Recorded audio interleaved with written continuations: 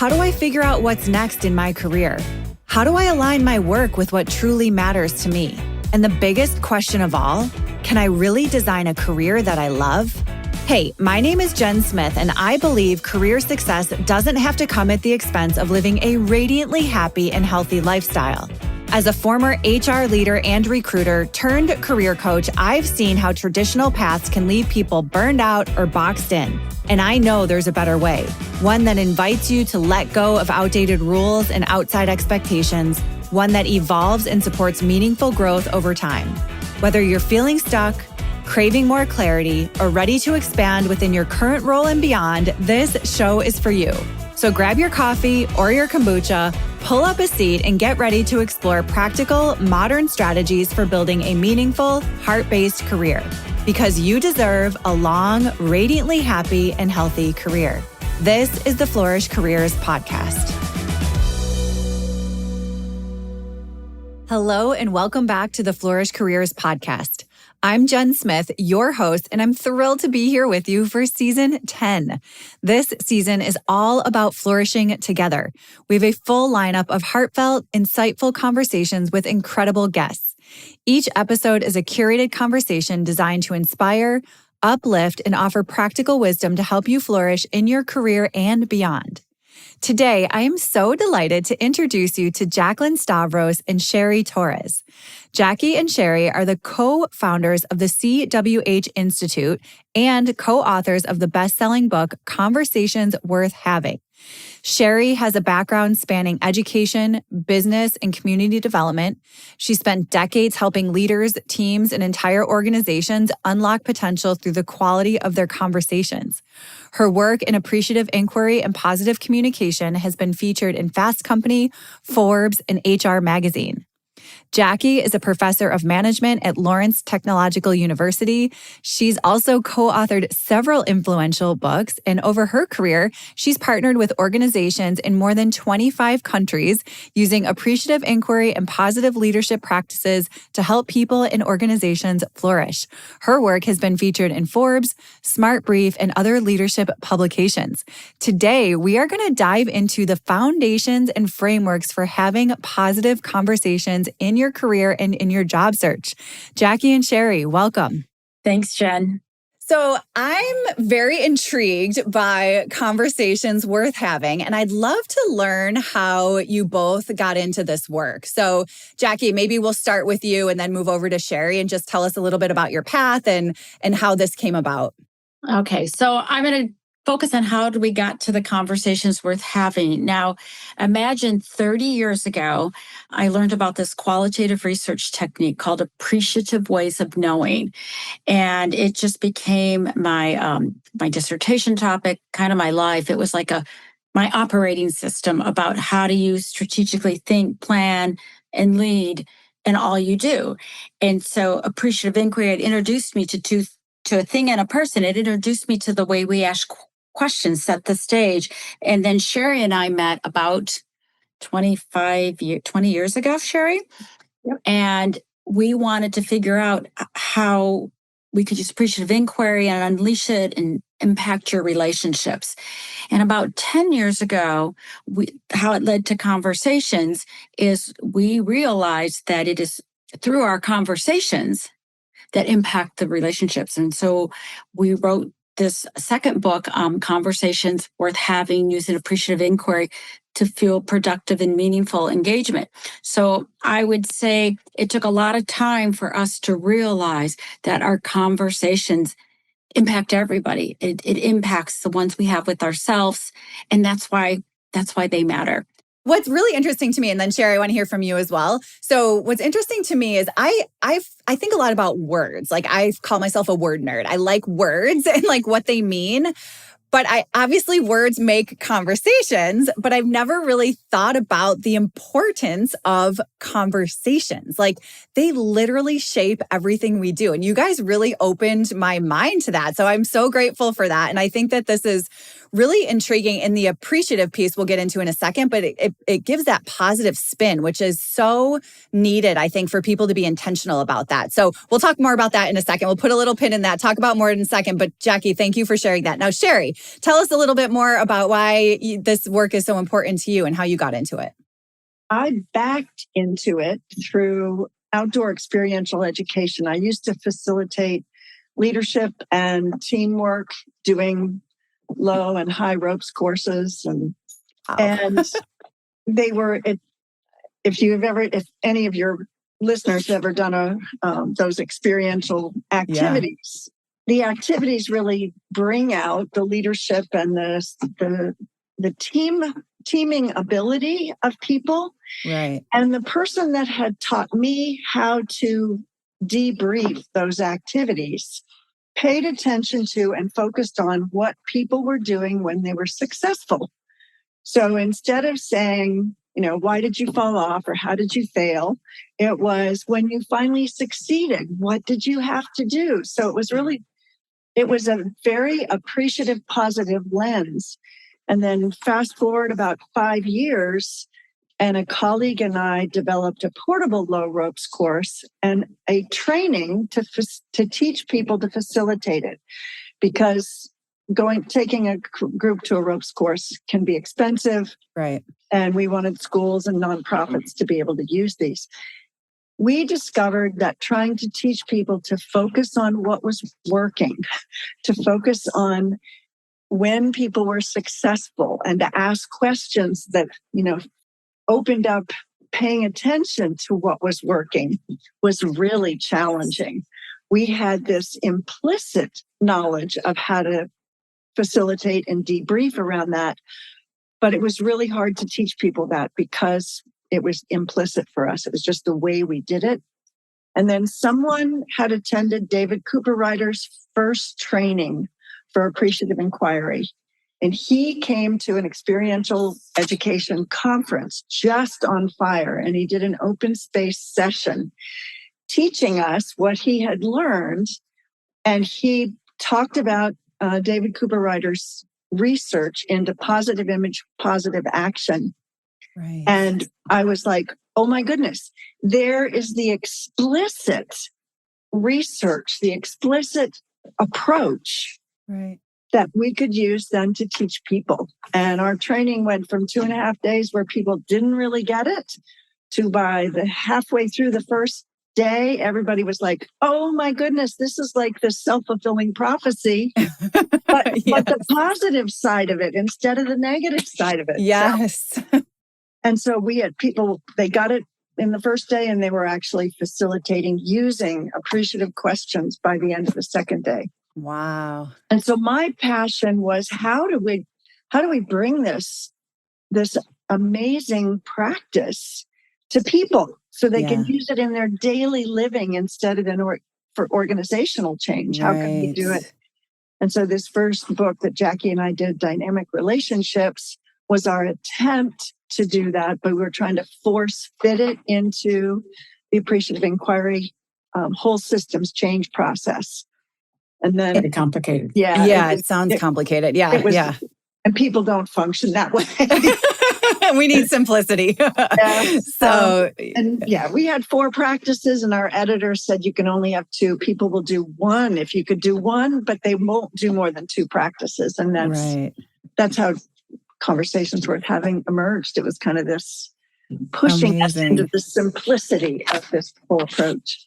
I love it. Well, it certainly resonates. So you did a great job putting that together, taking complex topics and making them simple and useful in everyday life. And I think it makes me think of just like kind of growing up in corporate America, and we're always taught to close the gaps, focus on what's wrong, fix, Jen, you're not good at this strategy thing. So go figure out how to get better at it versus leveraging strengths and like asking the questions on the strength side or the appreciative side of things and what's working versus, the opposite. So I love this approach. So can you explain to us what a conversation worth having is and how or why it's different? So I would say what makes a conversation worth having different is that it's a conversation that is inquiry based and outcomes focused. So it is sometimes we have those naturally. Yeah. And we don't know we're doing that, but they feel good and we really enjoy them. And our whole effort is to facilitate people in becoming aware that they can intentionally foster conversations worth having about anything, anytime, anywhere, no matter what the topic is. You can inquire into that in a way that adds value. That's a generative question, adds value, widens the screen. And by focusing on what you want instead of what you don't want. And it doesn't mean you gloss over problems. You've got to name the problems because that adds value, or focus or name obstacles. But if you just stay spiraling around obstacles, your focus gets really narrow, and you may fix a problem that doesn't even need to be worried about. Right.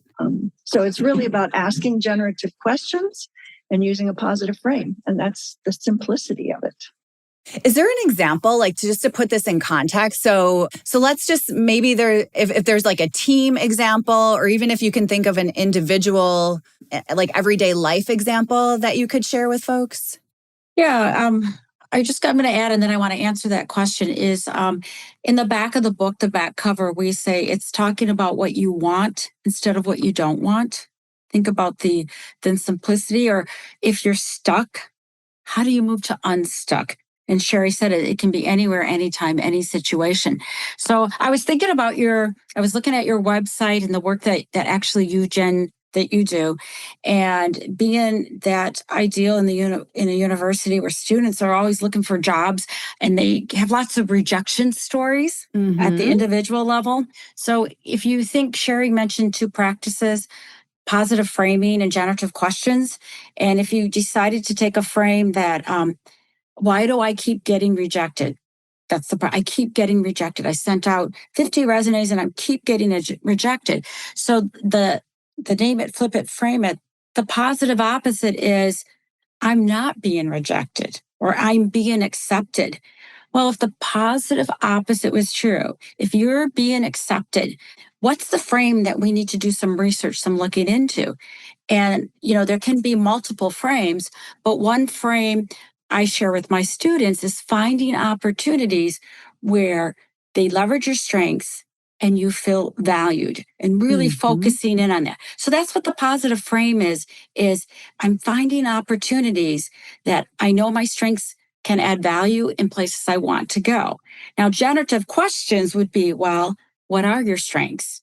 How do I connect with an organization that recognizes my strengths? So it's asking questions to help them learn how to go find something they're really passionate about, and being really focused with their job share, but coming in with capabilities, their strengths. So that's how I would relate it to individual. Yes, that's a great example. And thank you for relating it to folks that are either in job search or in a career change. And obviously that's the work that I do. And so I'm glad that you were able to bring that into context for us. And I always say like rejection is redirection. So like you're just being redirected into something that's more aligned. And we do talk a lot about values. So finding companies that are in alignment with your values. So asking what are, the questions. And I really encourage folks to have informational interviews with companies. So really have a curious conversation about what it's like to work there and know what your values are, and then ask the questions, maybe these, kind of strengths-based or appreciative inquiries to an organization to find out what it's really like to work there and how they live their values in the day-to-day, and make sure that it's going to be a really good fit for you and your values and your strengths before you actually start working there. And, or maybe you have an informational interview and you're asking these questions and you're getting really curious and you find out, hey, you know what? This isn't going to be a fit for me. And that's okay because you found it out before you spent all the time going through all the process, to get in, and then 6 months later realize it's not for you. So I actually think this inquiry-based works in that situation as well before you get into, and maybe when you're doing that research to find the right organizations for you. So yes, great example. Thank you for sharing that. And I love like the appreciative inquiry being a different kind of AI. So I don't know. There's something there in the branding that maybe we could talk about sometime. But it sticks out in my head. And I just actually did a blog post on another kind of AI called analog intelligence, which is really about pen to paper and like mapping out your path and just kind of that analog way versus the digital world that we're in right now. So I have another kind of question that popped into my head around using this tool. I think about negotiations in the job search process. And sometimes negotiations can start from like tension, and there's like people get really nervous to talk about it when I think it can be a really collaborative conversation. So do you guys have any thoughts around how that might come about in a conversation? I think one of the things for me that I find practicing kind of the craft of asking generative questions and using a positive frame is it really supports vulnerability and authenticity. That if you are coming from a place of genuine curiosity, genuine care about whatever it is that's going on, you're going to ask questions that will broaden the sphere for people. And as long as you're engaged in negotiations with people who are willing also to be open and honest, engage in that open conversation, and I'm thinking around salary negotiations, for instance, when you are getting a new job, to be able to frame it in a way that says, if I feel valued by this organization, and part of that value is going to be reflected in what I'm paid, you're going to get the most from me.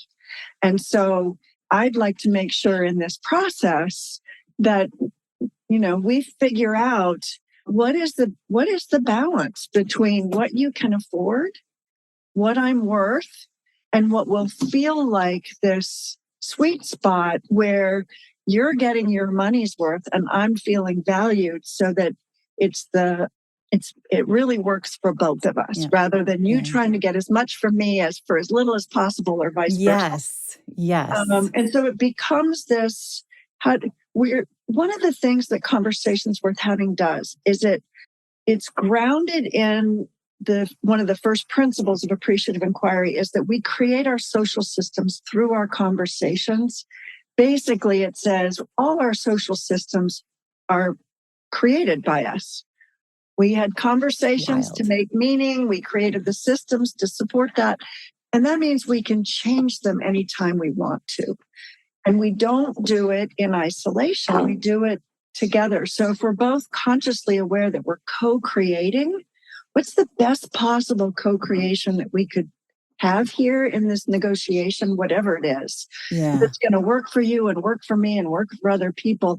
And let's make that happen. Let's have that conversation. Yeah, that's so powerful. And it really is.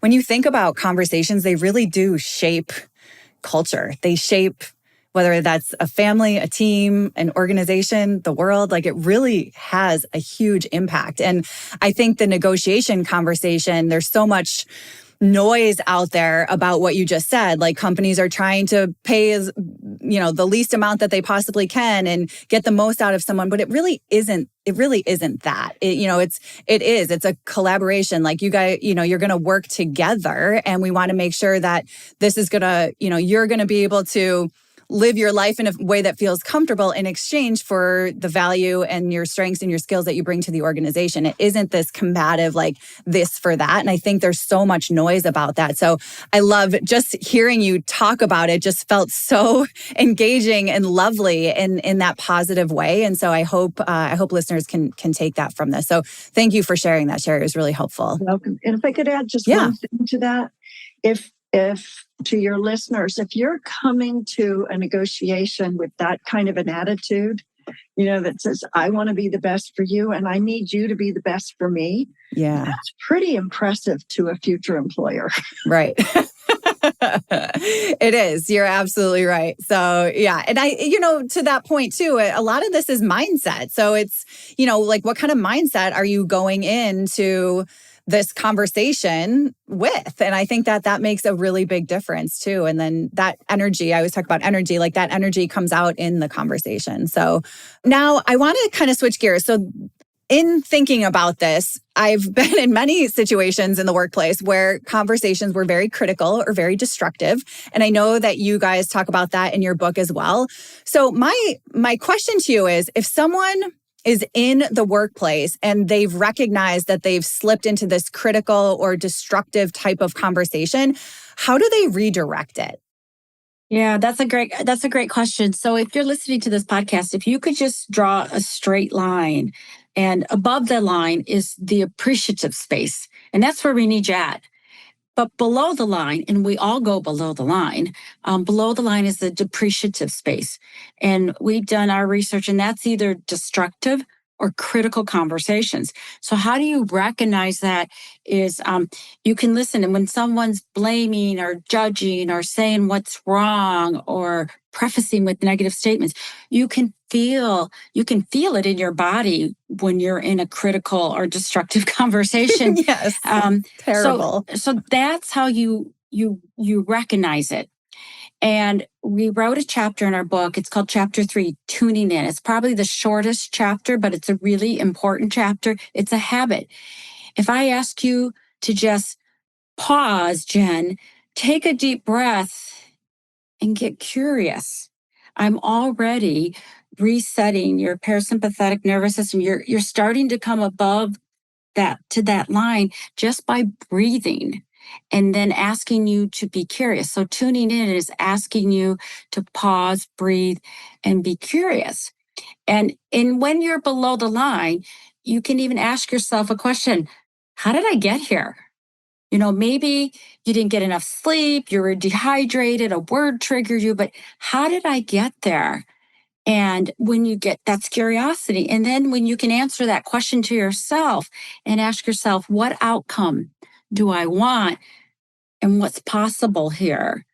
That's how you begin to redirect yourself to a better place. And we also talk about the power of do-over conversations. Have you ever had a conversation you wanted to do over? It's typically after Yes. you walk out of the room. It could be with a negotiation that went sour. Yeah. And to really tune into yourself and to ask the other person you might have had the bad conversation with. It's not about, well, you started it. It's about, I'd like to have a do-over conversation. And I'm sorry for my part in this, but here's my intention. That's that frame again. Here's what I really meant to talk about, and be more inviting and asking questions that Cheri had talked about, the type of questions, generative questions that you're asking. Hey there, beloved listener. It's Jen here, and I'm popping in with a quick invitation just for you. I know how hard it can be to navigate your career, especially in a world of work that's constantly changing. That's why I created The Gathering Ground. It's an insider circle for steady, heart-based support to help you grow with clarity, confidence, and community. Inside the Gathering Ground membership, you're invited to join us for weekly office hours to ask questions and stay grounded, exclusive pricing on one-on-one coaching, seasonal goal setting and reflection workshops. You'll receive a secret monthly newsletter with fresh tools and inspiration. There's a growing library of networking scripts, checklists, and career development tools designed to support you throughout your career. And best of all, a kind, generous community of professionals who just get it. So whether you're staying, shifting, or starting fresh, this is your space to be supported and stretched in the best way possible. It's just $97 to join, then $27 a month. Flexible, affordable, and no long-term commitment. To get started, head on over to flourish.careers/community and answer a few quick questions. Based on your responses, I'll send you a personalized development plan so you can begin right away with clear human support. No bots, no templates, just thoughtful guidance to move forward with confidence. Because you deserve a long, radiantly happy, and healthy career. I cannot wait to see you on the inside. Now, back to the episode. That is so powerful. So a couple of things I want to point out here. So the what you were sharing about like the tuning in and the pausing. So obviously conversations go both ways. And so I could see that being really helpful for someone either noticing that they're the one starting a more destructive or critical conversation, and for the person like receiving that. So if I'm in a conversation with you, Jackie, and I feel like you're being critical or destructive, like for me, just tuning in, pausing, and then maybe asking a curious conversation could shift the dynamic of that conversation. It doesn't have to be the person that started it. It could be, right. So it goes on both sides of that. And wow, that is so powerful. So I feel like just putting myself in those situations where it felt really destructive or critical, I wouldn't have known that, right? So I wouldn't have known to do that. And so I'm just kind of like taking whatever is happening and probably like burning up inside and sweating and feeling like really not good. And so just knowing like, hey, take a breath, tune in, ask the question can really shift that. So I'm so grateful that you shared that. And the do-over is amazing. So I talk about this all the time too, because a lot of times we like at work, we're in conversations, or as job seekers, we're in conversations and we think it's the one and only time that we're going to have this conversation. So I'm actually thinking about maybe somebody who wants to talk to their boss about a promotion. And they think it's just this one conversation that they're going to have, which it's a dialogue. It's an ongoing conversation. You're going to have multiple discussions about it. So maybe the first one didn't go as well as you had hoped, but guess what? You can do it again. So just set that intention and share that. And I think that that is so helpful and valuable. So thank you for sharing those. And that's chapter 3. We're going to write that down. It's so good. Okay, so I want to go back to this idea real quick around informational interviews. So I call these like advice chats or informational interviews when someone's curious about an organization. And a lot of times people, either an organization or an industry or a role that maybe they want to learn more about. So I always suggest like, hey, go talk to the people that are doing the job. And people are super nervous about that.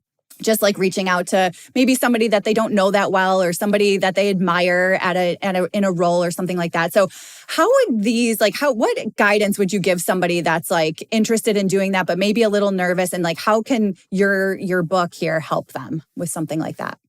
So I would suggest that you start with the inner conversation that is making you nervous to do this from the beginning.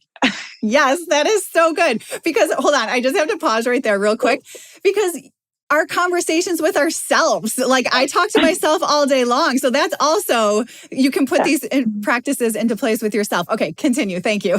Yeah, absolutely. So, what are the questions you're asking yourself? What are you focusing on? And typically, if I put myself in this position, I might have a conversation that says, nobody's going to want to talk to me. I'm going to be a waste of somebody's time. Nobody's going to want to share. And if those are the conversations, it's going to make me more and more nervous and less likely to pick up the phone and call someone. And you can shift that. And one question that you might ask yourself is, what would I say if someone called me and said, I really admire the position you're in, or I want to talk with people who are really skilled in this area or work in a culture that I want to work in. Would you have 30 minutes to spare? How would you respond to somebody? And if you do that, more than likely, most of us are like, oh, I would feel like honored, flattered. I would be delighted to. Yes. It's that role of mentoring and helping that, for the most part, people want to support each other. So asking yourself the questions, what would I do in this position?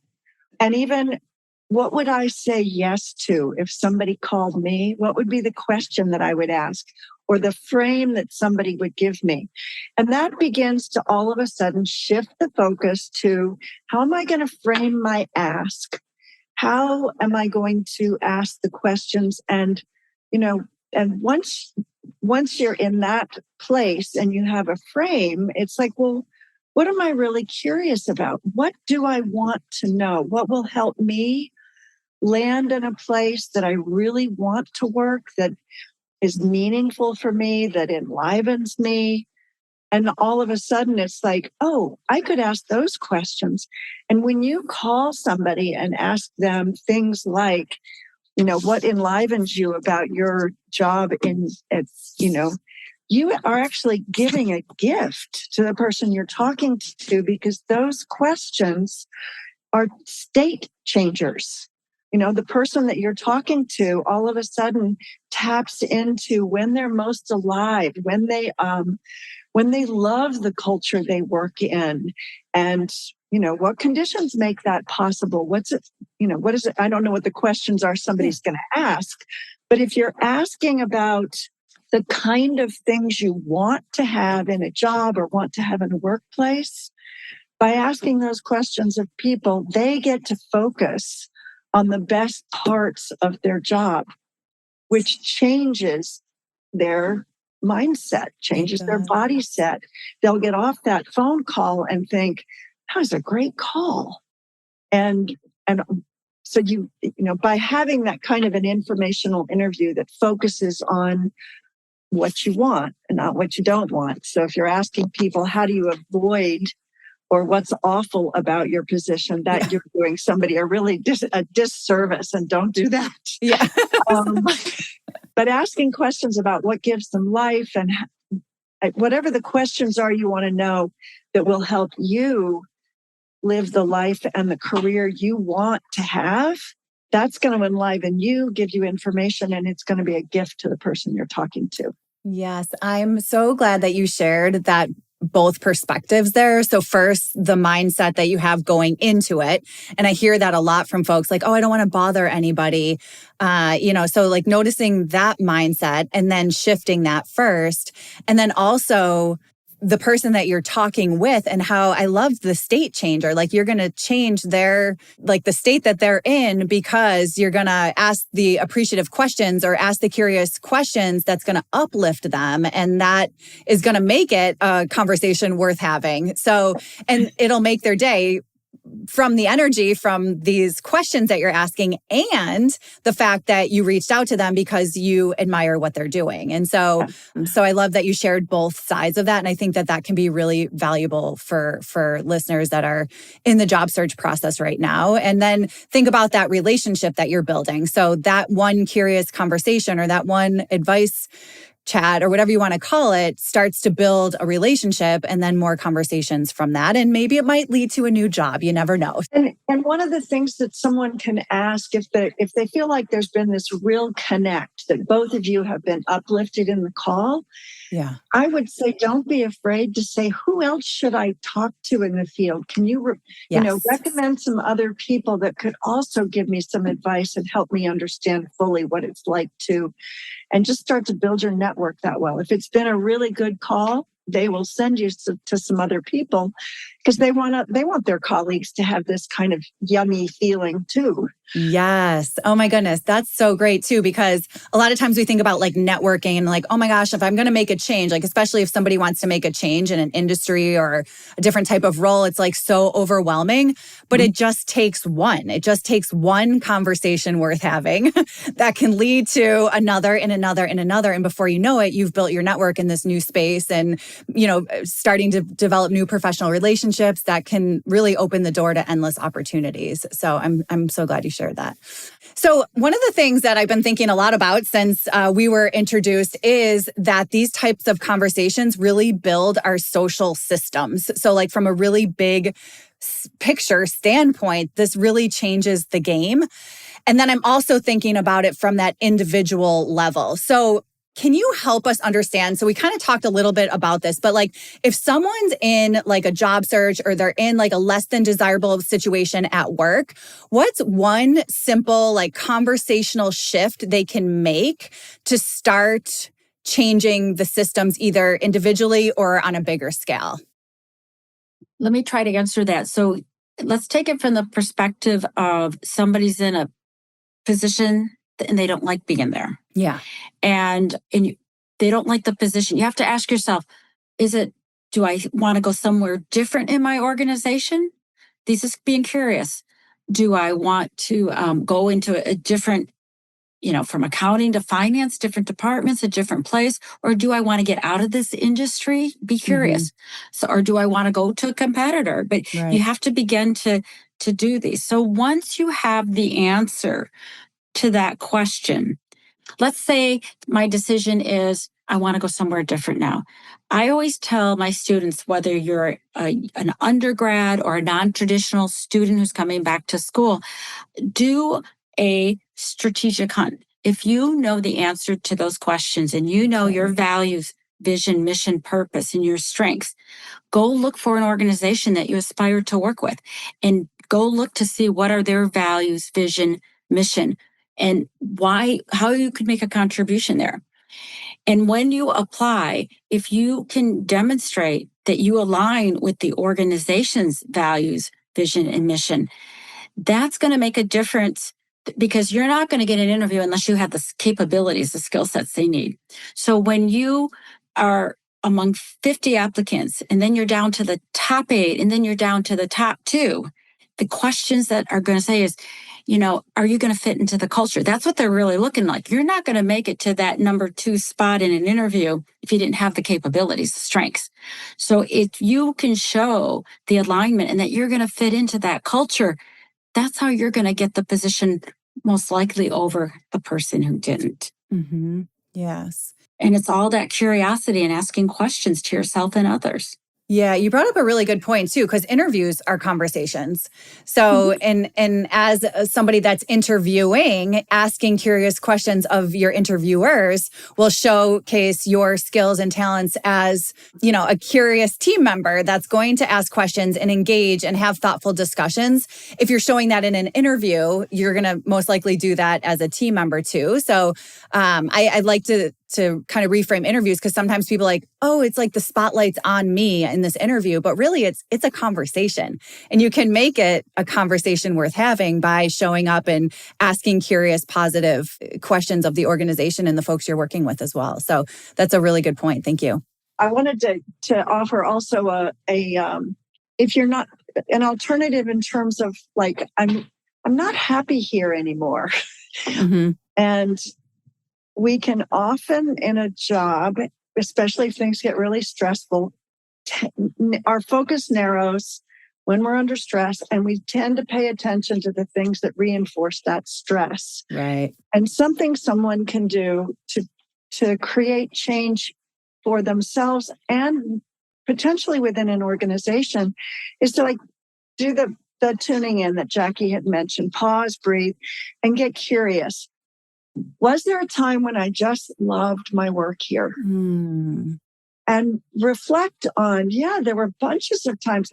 As a matter of fact, last week I was involved with, and don't just keep it on the surface, go deep, asking yourself, what was it that enlivened me? What was it that gave me energy? Who was I working with? What we were working on? What did I value about myself and other people in that conversation? And then if you're like, I want to try to make it work here, because when it's good, it's really good. Yeah. Bring that to your team. Bring that to your manager. Ask a team member or share with your manager, I just realized that I've been super stressed. I've been focused on this, but I sat and recalled, when I love this job, here's what's going on. Yeah. Could we work on creating some structures and processes to make sure that that's always going on? And a manager who is open really wants everybody on the team feeling that way. And so the person on the front line can impact team culture change. And when your team department culture changes, people are going to notice. And so that could ripple all the way up. Oh my gosh. Yes. Yes. I was getting chills when you were saying that, because that's exactly what I was thinking about, that ripple effect. So one person being open to having that conversation and, with their manager. And then I was thinking, especially for leadership, how important this is for leadership to understand. And then the ripple effect across the organization to open up those conversations would be so, so impactful. So I think a lot of times people, they just get so stressed and their head is in this place where I'm not good enough. I can't do this. All these negative thoughts. But if you could just take a pause and then tune into what really generated your energy and have the courage to open that conversation with your team or your manager, that would just be, imagine our workplaces if everyone did that. I mean, that's kind of what I was talking about, like the big picture of this work and the individual. And it kind of starts with the individuals. And then that ripple effect just is so massive. So it is. And even if a manager is like, I don't know what's happening, we seem to be imploding. There's this, like, I have to fix it. And instead a manager can say, wait a minute, let's pause, take a couple deep breaths together. And when has it been great for our team? Yeah. And that manager can ask that question and watch the entire energetic in their team shift. Oh my goodness. And create more of it. Yeah. Yeah. Palpable. It really is. Oh my goodness. I am so grateful you are both doing this work and bringing these conversations worth having to the forefront. So thank you so much. Now, as we come to a close, a question that I like to ask everybody about a flourishing favorite. So a book other than your books, or a podcast or some type of resource that has helped you the most in your career that you could share with listeners. I'm kind of making a little library for folks. So Jackie, let's start with you and then we'll close off with Cheri. I guess I would say one that made an impact on my career. It was actually, sometimes they're just the title of the books, but Amy Edmondson wrote a book called The Fearless Organization. And she talks about psychological safety and how to create a thriving workplace. Well, conversations are everywhere in your organization. So when I think about Amy's book, that if you're going to try to navigate your career and make an impact, your conversations, that's the smallest unit of change that can make the biggest impact. Okay. So the title, The Fearless Organization, and she gets into how do you create thriving workplaces. So that really helped me, that really impacted my career within the organization that I was at. Yes. And she did all the work on psychological safety. Is that right? Yes. So important. I think she coined the term psychological safety. Yeah. So important. That's the foundation to have conversations worth having, which is amazing. So yes, great recommendation. Thank you for that. And Cheri, how about you?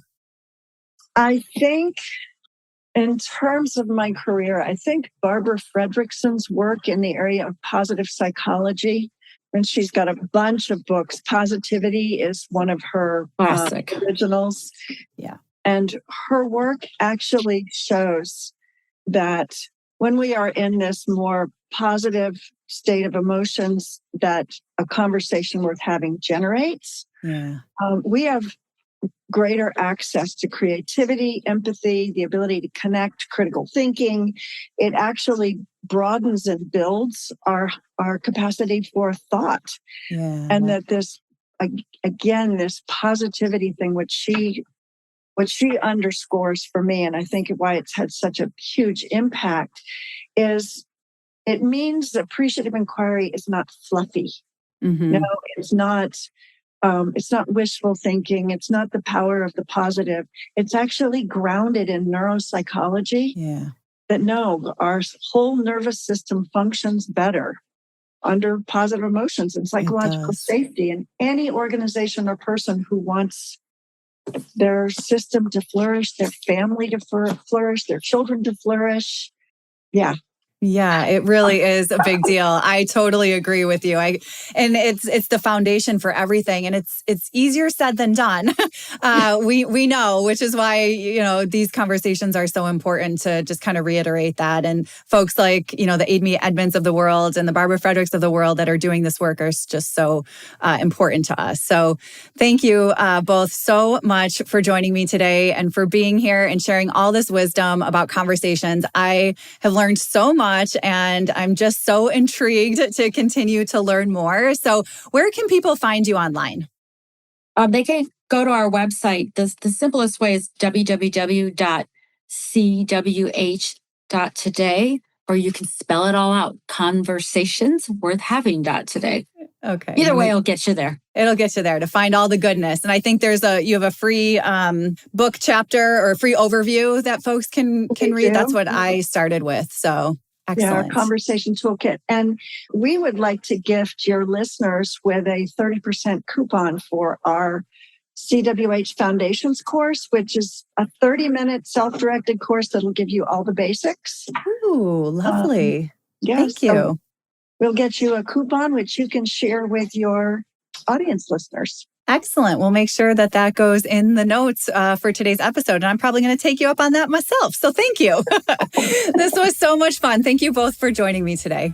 Thanks, Jen. Thank you, Jen. Listeners, as always, the notes from today's episode will be on the blog at flourish.careers/blog. Thank you so much for tuning in. We'll talk to you next time.